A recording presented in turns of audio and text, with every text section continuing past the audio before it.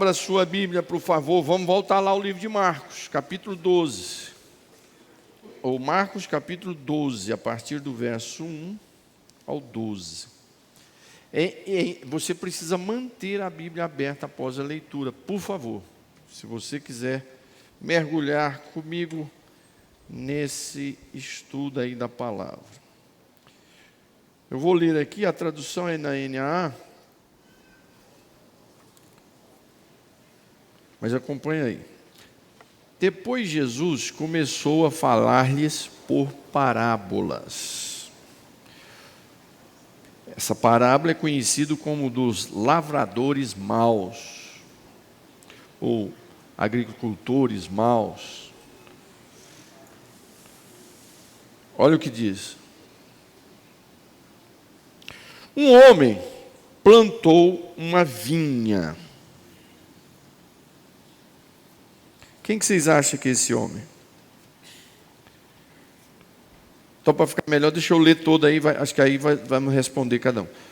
Pôs uma cerca, presta atenção nisso, ó, pôs uma cerca, olha o cuidado, em volta dela, da vinha. Construiu um lagar, um local aonde preparava essas uvas para o vinho, onde era amassado as uvas. Edificou uma torre. Então, olha só, ele plantou uma vinha, cercou, cuidou, construiu o lagar, fez uma torre. Então, está uma coisa sendo muito bem cuidada.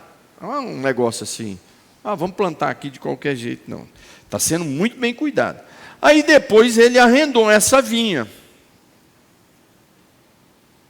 a uns lavradores.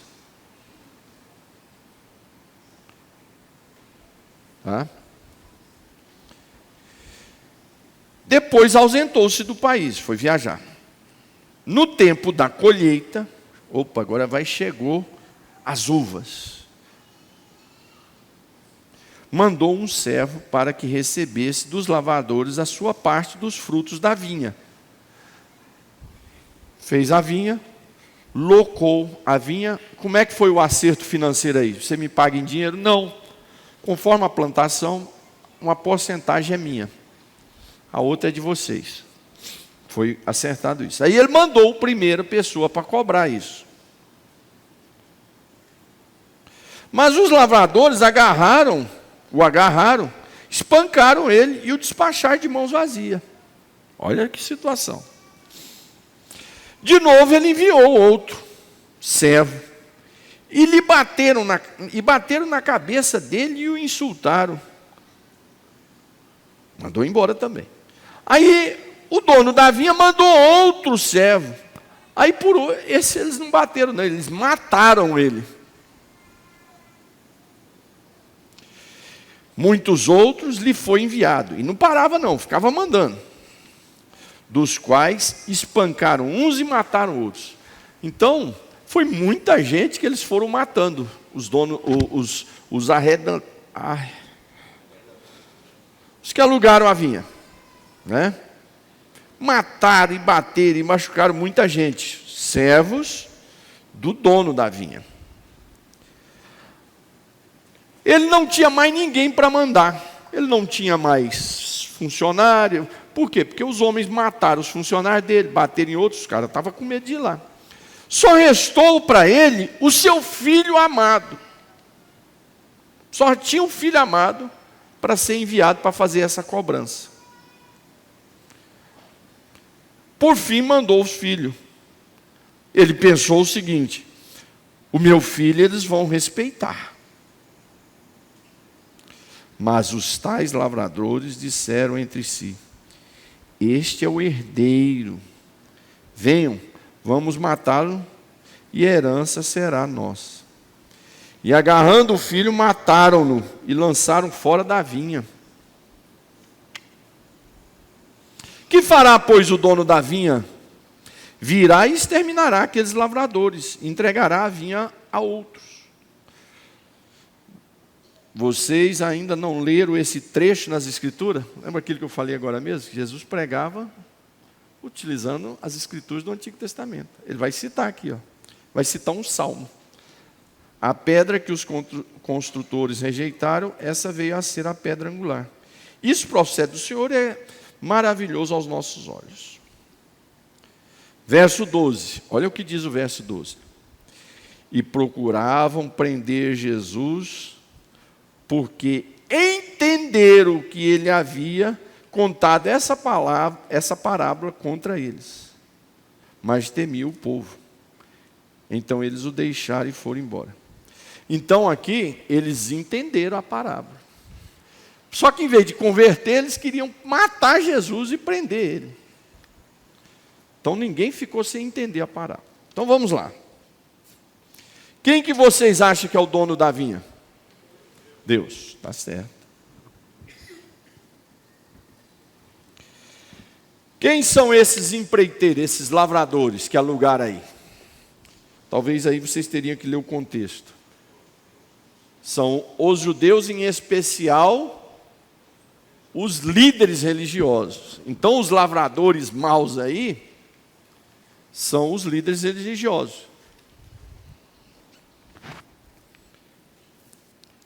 Quem são esses servos que ele ficou enviando? Que eles matavam, batiam, quem era? Os profetas, exatamente. Quem é o filho amado? Essa é para tirar 10, né? Jesus. Jesus. Quem é a vinha? Os obreiros não respondem não, por favor. Quem é a vinha? Hã? Quem é a vinha?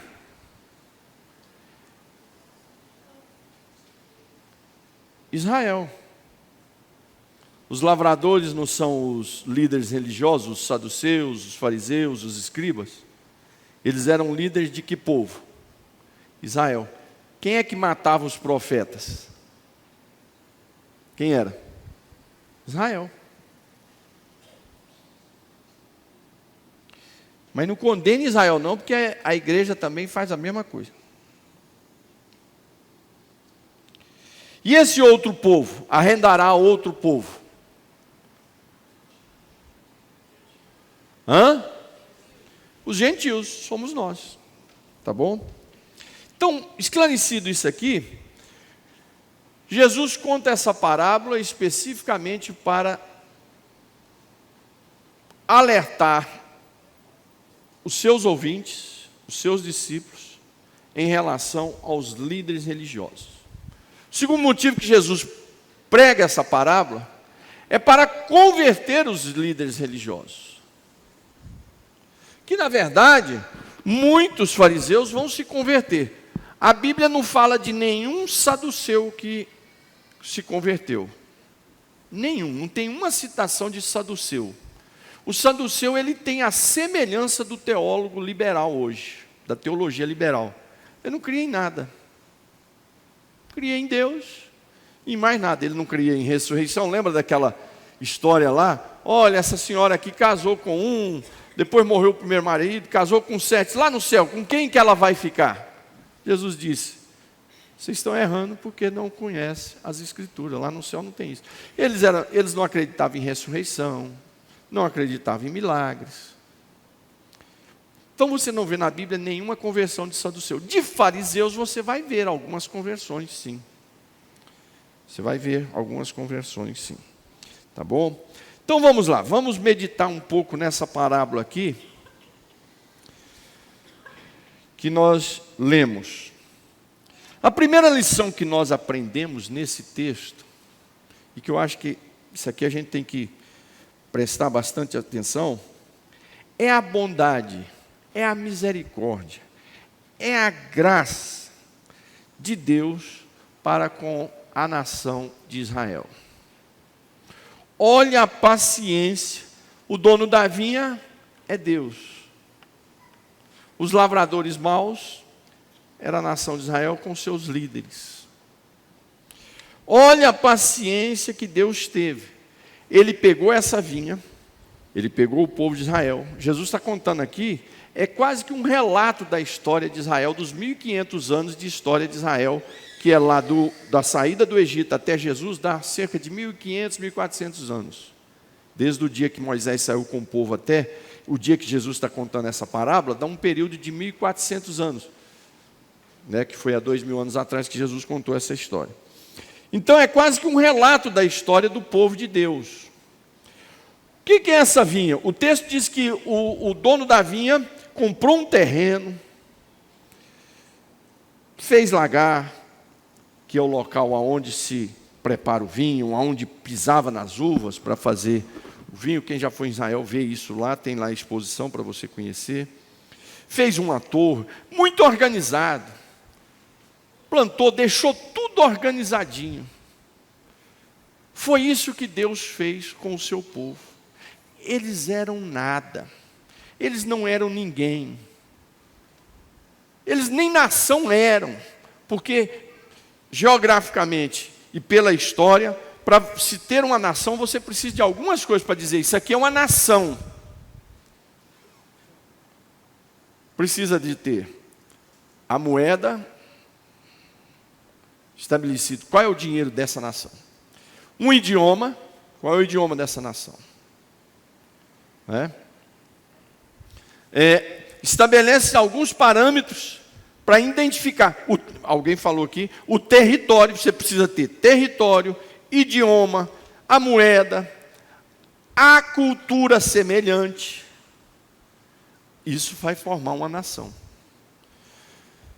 Israel não era nação, não era nada, era um povo escravo no Egito. Deus levanta Moisés, Arão para ser auxiliar dele, Miriam, liberta esse povo e dá a eles uma vinha, dá uma terra de mel, terra de promessa, terra de bênçãos, né? Então Deus prepara tudo isso para o seu povo e dá esse presente. Deus rejeitou, olha só, quem era a nação nessa época e desse período, desses 1.500 anos? Egito era uma potência, Deus rejeitou. Não, eu não quero vocês. Não, mas nós somos a maior potência do mundo. Não, eu não quero vocês. A Síria, não, eu não quero vocês. Não, mas nós somos hoje a maior potência do mundo. Não, eu não quero vocês. A Babilônia, nós somos a maior potência. Eu não quero vocês. Mas quem é que o senhor quer? Quer a Grécia, aonde estão os intelectuais? O grande líder, apesar de ser macedônico, Alexandre o Grande? Não quero vocês. Roma, o Império Romano poderoso, maior império da história mundial? Não quero vocês. Mas quem é que o senhor quer? Eu quero um povo escravo, que não é nada. Eu vou fazer deles um povo. Vou formar uma nação, vou dar para eles os melhores ensinos, os melhores mandamentos. Deus é tão cuidadoso que até o menu para Israel foi estabelecido. Você acredita nisso? O menu, você não chega no restaurante e pede o menu para ver o que você vai comer? O menu, Deus estabeleceu um menu para Israel, que hoje é conhecido, eu falei isso com os jovens domingo passado, que hoje é conhecido como a dieta mediterrânea. É aquela comida mais sadia, azeite, carneiro, a carne que a gente come. Não é barata, não é rato. Que muitas nações ainda continuam adotando. Os povos daquela época viviam com comidas das piores possíveis. Deus estabelece um menu. E Deus ainda diz assim, estou dando um menu aqui para vocês, uma nova lei, porque vocês vão ser diferentes das outras nações, e as outras nações vão dizer assim, quem é esse Deus que deu uma lei tão boa e diferenciada para esse povo? Olha o cuidado de Deus. Olha o cuidado de Deus. Deus deu um cardápio. Esse cardápio era para cuidar da saúde deles, para eles não comer qualquer coisa.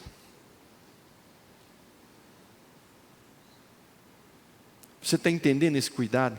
Vocês vão ter vinho, vocês vão ter azeite, vocês vão ter peixe. E ainda estabelece, ó, o peixe que vocês vão comer é dessa forma. A carne que vocês vão comer vermelha é dessa forma. A dieta mediterrânea hoje é a mais famosa no mundo. Uma comida sadia, elegante, suave, leve. Isso fala da preocupação que Deus tem até com o que você come. Você acha que esse Deus te ama ou não? Um Deus que preocupa com o que a gente come.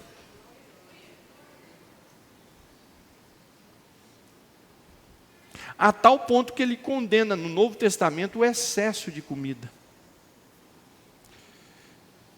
Deus cuida dessa vinha, cuida desse povo, levanta, rejeita nações poderosas.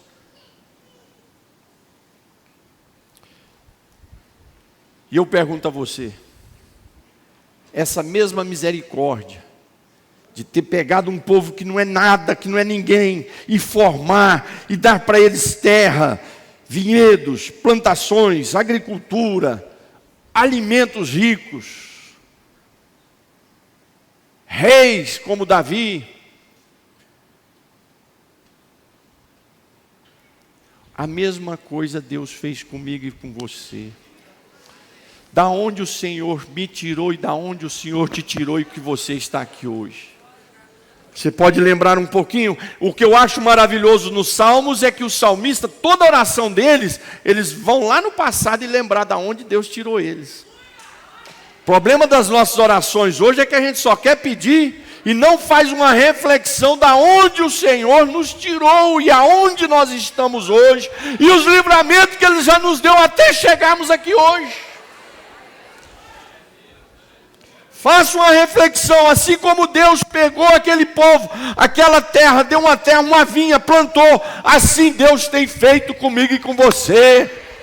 A casa que o Senhor te deu, a família que o Senhor te deu, a igreja que o Senhor te deu, o trabalho que o Senhor te deu, até as provações que o Senhor nos dá, nós temos que glorificar, porque as provações é a correção de um pai que ama um filho, porque filho que não é corrigido, é porque é filho que não tem pai.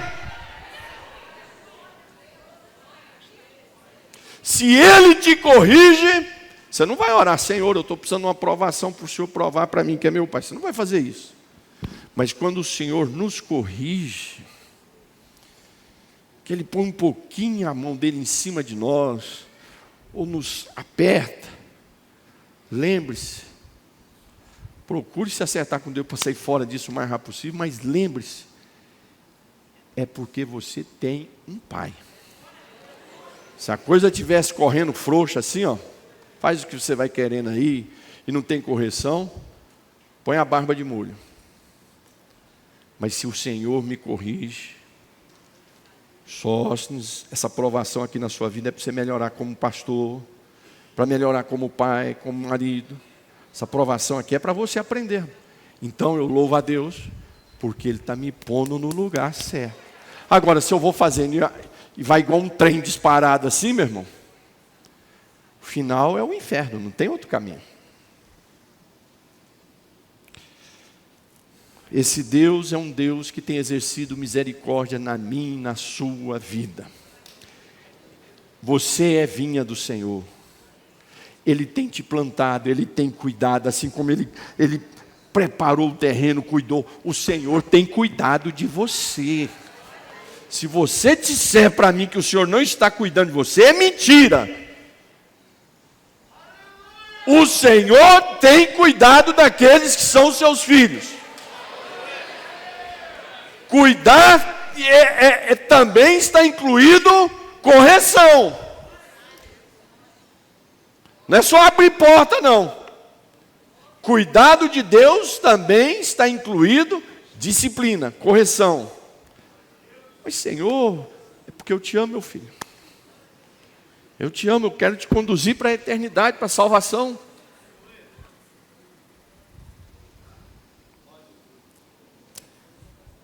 Oh, glória a Deus. Irmão, nós temos que ser agradecidos porque nós somos vinhas do Senhor. A sua casa pertence ao Senhor. O seu lar pertence ao Senhor. O seu emprego foi Deus que te deu. Essa igreja aqui foi o Senhor que me concedeu por um período, não sei quanto tempo. A gente tem que ser agradecido. Como é que a gente é agradecido? Fazendo com alegria, cuidando com amor. Oh, glória a Deus. Glória a Deus. Isso é a manifestação desse amor, dessa misericórdia, dessa graça, dessa bondade. Outra coisa que nós aprendemos nesse texto é a longanimidade, é a paciência que Deus tem comigo e com você. Olha, irmão, que se eu fosse Deus, eu já tinha me pegado, dado uma bicuda. Sai de perto de mim, desgraça. Mas ele não, ele fica insistindo. Nessa parábola, o Senhor está dizendo que Ele tirou esse povo da miséria, um povo bruto, ignorante, animalesco, deu uma lei para eles, deu terra, deu menu para um bom alimento, cuidou direitinho, deu profetas, deu sacerdotes.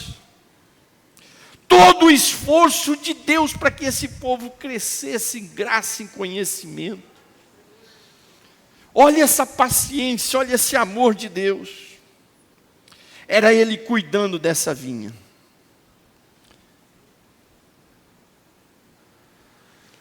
A gente lê ali o Antigo Testamento, a gente vê a insistência de Deus, é profeta atrás de profeta, é sacerdote, e Deus tentando consertar, e Deus tentando melhorar, e Deus tentando aperfeiçoar, e o povo não queria nada. Mas observe aqui esse amor, essa paciência do nosso Deus, né? Mas tudo isso que Deus fazia com essa longanimidade, com essa benignidade dele, com essa paciência, era inútil porque eles não estavam nem aí para isso. Eles matavam os profetas, zombavam dos profetas. Teve um rei Israel, Josias, ele faz uma reforma espiritual com influência da pregação de Jeremias, e ele envia homens, arautas, pelas cidades, para anunciar sobre que ia ter estudo da palavra. A Bíblia diz que aonde esses arautas passavam, o povo zombava e riam. A gente lê o texto, dá até raiva, mas a gente faz isso com Deus. O Senhor tem insistido comigo e com você. Essa é a paciência de Deus. A gente não consegue entender esse amor, essa insistência. É como o hino lá, o 161, a gente não consegue entender esse amor. Nós precisamos ser agradecidos ao nosso Deus, por essa paciência dele, irmão. Olha, irmão, um filho vai errando com o pai, vai errando, por mais que o pai ama, tem uma hora que o pai vai falar, chega, se vira da agora para frente sozinho. O patrão gosta de um funcionário, mas o funcionário vai errando. Daqui a pouco o patrão chega e fala, meu filho, passa lá no RH lá, sangue de Jesus tem poder em você, demônio, vai embora. Eu sou pastor, vou tendo paciência. Tem hora, irmão, não dá. Mas o nosso Deus não. A gente está matando ele de raiva e ele está tendo paciência. A gente está falhando e ele está tendo paciência. A gente está pisando na bola e ele está tendo paciência. A gente não cumpre o que ele pede e ele continua tendo paciência. Sejamos agradecidos ao nosso Deus, porque esse é um Deus verdadeiro que te ama profundamente. E a paciência dele é para que eu e você venhamos entrar na glória que ele preparou para mim e para você. que eu fiz para merecer ser pastor? E ele está tendo paciência, está tendo paciência. Não, rapaz, eu te chamei para ser pastor. Eu te chamei para dar salvação. E eu estou matando ele de raiva. E ele falando, não, você vai ser, você vai prestar. Essa é a paciência de Deus comigo e com você. Nós temos que ser agradecidos. Como é, pastor, que eu vou ser agradecido? No meu caso, como pastor, oferecendo a melhor da palavra para você. Levando a sério o púlpito, a hora que eu chego aqui para pregar. Não chegar aqui, sair soltando qualquer coisa. Cuidando com seriedade do que foi a minha responsabilidade. Isso é uma forma de eu demonstrar gratidão. Tem outras formas também, que a gente vai incluindo. Então, naquilo que Deus te deu um lar, valorize esse lar. Te deu um emprego, valorize. Te deu saúde, valorize a sua saúde. Te deu uma igreja para você congregar e adorar e aprender a palavra de Deus, valorize essa igreja. Tem gente que só fala mal da igreja, ainda está aqui, eu não sei porquê, mas só fala mal da igreja. Vem para a igreja para falar mal da igreja. Vem para a igreja para falar mal dos crentes. Sejamos gratos ao nosso Deus. Irmão, a família que o Senhor te deu, se você está adulterando, você é ingrato. Deus te deu uma esposa, você está traindo a esposa. Deus te deu um marido, você está traindo o marido. Deus te deu pais que cuidam de você, você não valoriza.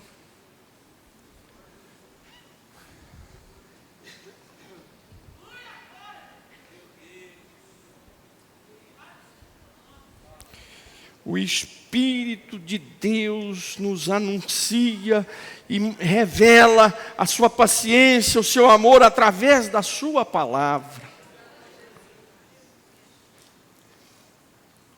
Deus te deu um emprego, você está roubando lá dentro. Como é que isso é gratidão?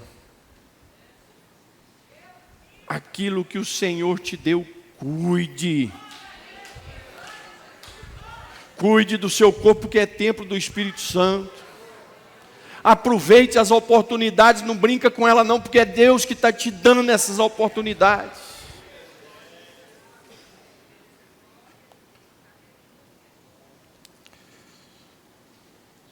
Oh, aleluia! Mas nessa lição também a gente aprende a dureza do coração desses homens, que a gente pode aprender com a dureza deles, a gente não ser duro igual a eles. Quando você aprende com alguém que cai no buraco, é para você treinar como é que cai no buraco, ou é para você não cair no buraco? Não é para treinar como é que cai no buraco, não, é como sair fora disso aí. Uma lição dessa aqui, dessa parábola, nós entendemos a dureza do coração desses homens, é nós aprendemos a não sermos duros. A palavra de Deus lá em Hebreus diz, vós, quando ouvis a voz do Espírito, não endereçais o vosso coração, como fez o povo de Israel lá no deserto, que Deus falava e eles não ouviam.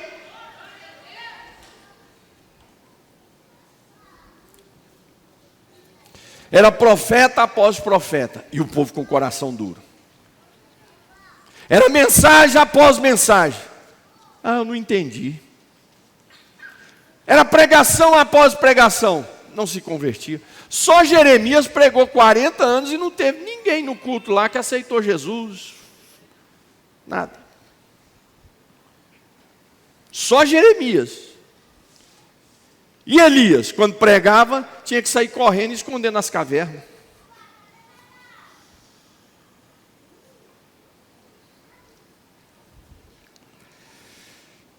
Veja a dureza desses homens. Agora era o próprio Cristo que estava ali com eles. O dono da vinha falou, já que eles não ouviram os profetas, não ouviram ninguém, eu vou agora enviar o meu filho. Vamos ver se vocês ouvem. Irmão, tinha ali Jesus fazendo milagre. Jesus ensinando o sermão da montanha. Jesus pregando parábolas. E eles com o coração e os ouvidos fechados. Isso acontece hoje na igreja? Mas muito. Eu que sou pastor, eu sei. A gente está ensinando a palavra, orando, vamos orar. Nada. Para alguns, né? Irmãos, é tempo de nós quebrantarmos o nosso coração aos pés do Senhor. Era milagre após milagre. Pregações após pregações. Mas o povo não se convertia. Aí veio o próprio Jesus. Irmão, se a gente está aqui hoje só porque estamos ouvindo um pastor pregar sobre Jesus, já vale a pena a gente vir? Agora imagina você ouvir ele mesmo de carne e osso, com aquela voz linda dele. Se uma pessoa cheia do Espírito Santo atrai a gente, parece um imã, o rosto parece que é mais bonito que todo mundo. Imagina como é que era esse rosto de Jesus. Não estou falando em beleza física, mas da presença de Deus. Aquela graça quando a boca dele falava. Perdoando prostitutas, fazendo milagres, ressuscitando mortos, dando ordens e expulsando demônios.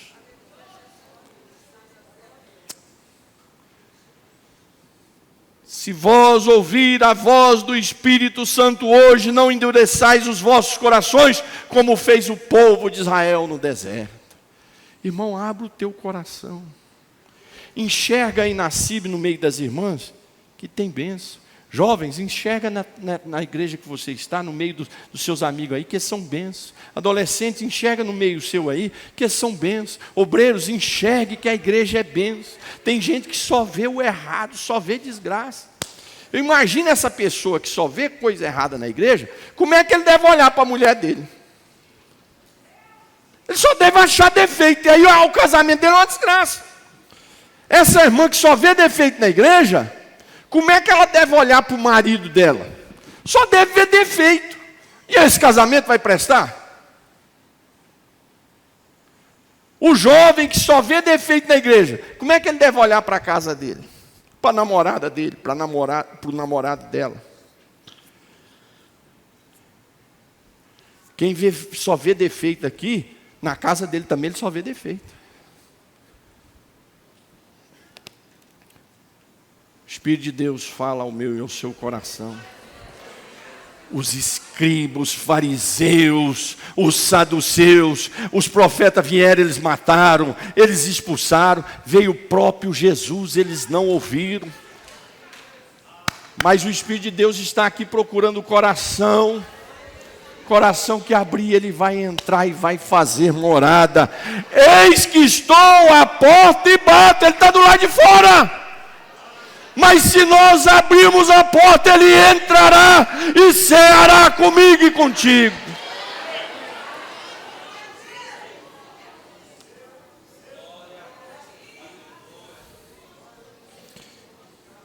E por último, vocês lembram o último versículo que eu frisei? Falei, preste atenção, que eles ouviram e entenderam que era para eles a palavra. Então eles não ficaram assim, será para quem que ele estava falando? Será o que ele quis dizer? Nesse texto aqui, teve parábolas que ele pregou, que nem os discípulos entenderam. Foi preciso dos discípulos lá no canto perguntar para ele, o que o senhor quis dizer? Mas aqui nesse texto, não. O texto termina dizendo que eles entenderam que estava falando com eles. Mas mesmo eles entendendo que estavam falando com eles, esses aqui não ficaram assim, o que será que ele... Não, eles entenderam. Irmãos, o perigo é nós entendermos a palavra e não aceitar a palavra. Eu e você não podemos cair nesse buraco. Se nós vimos o buraco que eles caíram, eu e você não podemos cair nesse buraco. Veio a maldição sobre eles, a família deles foi destruída, o exército romano entrou, invadiu Jerusalém e destruiu. Os historiadores dizem que o sangue corria pelas ruas de Jerusalém como rio. Estupro, morte, sangue, fogo, incêndio. A consciência desses homens estava cauterizada. Eles entenderam a mensagem, mas não receberam. Eles entenderam, mas não quiseram obedecer. Eles entenderam, e continuaram vivendo a sua vida de pecado. Eles entenderam e ficaram foi com mais raiva de Jesus. Olha só, a pregação, ela pode produzir em você choro, despertamento, avivamento, mas ela pode produzir em você raiva. Se a pregação está produzindo raiva em você, desperta o teu coração. Porque a pregação de Jesus, eles entendiam, mas eles ficavam com tanto ódio que queriam matar. O texto diz assim, e procuravam matá-lo ou prendê-lo, mas não podia por medo do povo. Então a pregação, ela pode produzir vidas vindo aqui aceitar Jesus como Salvador, pode produzir batismo no Espírito Santo, cura. A pregação pode produzir em mim e você quebrantamento, mudança, mas ela pode produzir mais endurecimento, mais ódio, mais raiva de Deus, mais raiva do pregador, mais raiva da Bíblia Sagrada. Porque esses homens ficaram com mais ódio, apesar de terem entendido a palavra. O que nós precisamos fazer, já que esses fizeram isso, e está escrito para nosso exemplo, é nós abrirmos o nosso coração e dizer: fala, Deus, tem misericórdia de mim. Eis-me aqui, Senhor. Fazer como o profeta Isaías: Senhor, como é que eu vou suportar uma glória tão grande dessa, sendo eu um miserável pecador? Que a palavra de Deus entre no seu coração, no meu coração como pastor, como crente, e venha fazer um efeito transformador na nossa vida, nos aperfeiçoando na vida cristã, na comunhão com Deus, na comunhão com a igreja e na comunhão com a palavra de Deus, e essa palavra possa produzir, e nós sermos plantas que venham a produzir verdadeiros cachos de uva para a glória do nosso Deus. De pé, igreja, vamos fazer uma oração. Aleluia.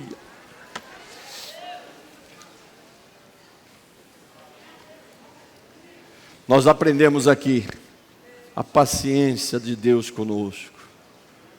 Nós aprendemos aqui a sua misericórdia, a sua bondade de cuidar da vinha. Nós aprendemos aqui o endurecimento desses corações. Nós aprendemos aqui que esses homens entenderam a palavra, mas não aceitaram a palavra. E o Espírito Santo está aqui hoje para moldar eu e você, e fazermos de nós vasos para a glória do seu nome.